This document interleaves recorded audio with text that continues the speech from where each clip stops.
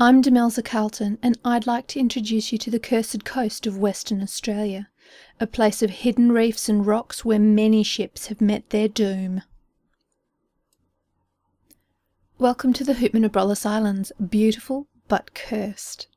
More than 90 vessels have been damaged or wrecked entirely at these islands in the last 400 years, claiming countless lives in the process.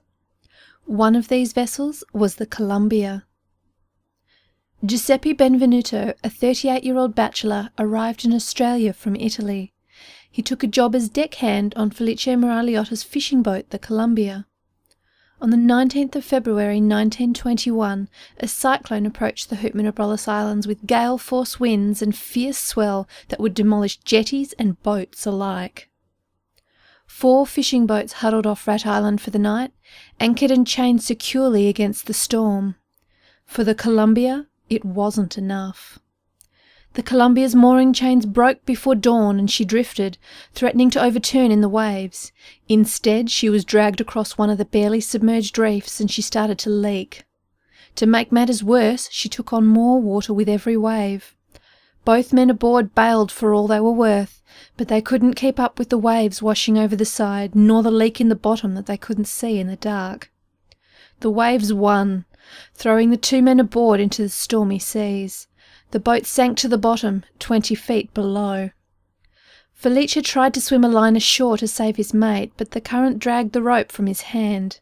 The last he saw of Giuseppe, he was clinging to a hatch cover, trying to stay afloat, before the waves dragged it from his grasp and he disappeared. Felice managed to swim ashore and get help.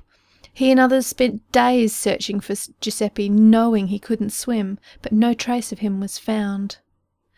Once the storm had died down and the search was called off, a salvage crew took 3 days to raise the Columbia, bailing and repairing the leaks for the overnight trip back to Rat Island before heading the 60 kilometres back to Geraldton on the Australian mainland. They arrived on the 3rd of March, almost 2 weeks after she sank in the storm. On the 7th of March, William Fallowfield, who owned the guano mining operation at the Abrolhos, was arranging repairs to his Rat Island jetty, which had been damaged in the cyclone. As he trudged back through the coral shingle to his camp, he noticed what looked like a body caught between 2 rocks at the base of the cliffs. It took 4 men to retrieve the body, which they identified as the missing Giuseppe Benvenuto. This is where the mystery arises. Newspapers state that his left leg was broken just above the ankle and he'd torn strips from his clothing to bandage his broken leg. He was found miles from where the Columbia was wrecked, and even the reporters couldn't say how he could have travelled that distance. A man who couldn't swim. His body was buried on the limestone cliffs, and his grave can still be seen on the far side of the Rat Island airstrip. 20 years later, in 1941, another news reporter visited Rat Island with a party from the Naturalists Club of Perth. In his notes from the visit, he tells the story as he heard it from one of the fishermen who found the body. He said that Giuseppe washed ashore with a broken leg on Little Sandy Island, a small island just to the north of Rat Island, where he died of exposure before he was found. Given that Little Sandy Island is clearly visible from the camps at Rat Island, and there were people at those camps, salvaging the boat and seeing to storm damage, it seems highly unlikely that such an obvious place would be missed in their extensive search.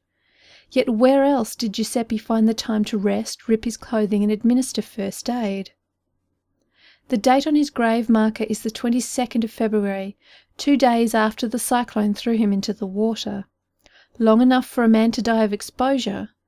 But if he'd been lying dead on Little Sandy Island for 2 weeks, or even drifting in the water, the seabirds and other sea life would quickly have made sure he wasn't recognisable. Yet the fishermen who found him knew exactly who he was, without question. As reported in the Geraldton Guardian back in 1921, the circumstances of the death of Giuseppe Benvenuto is a mystery which will never be known. That's all for this week's Cursed Coast. Next week, a whole ship goes missing, with the family jewels and the silver.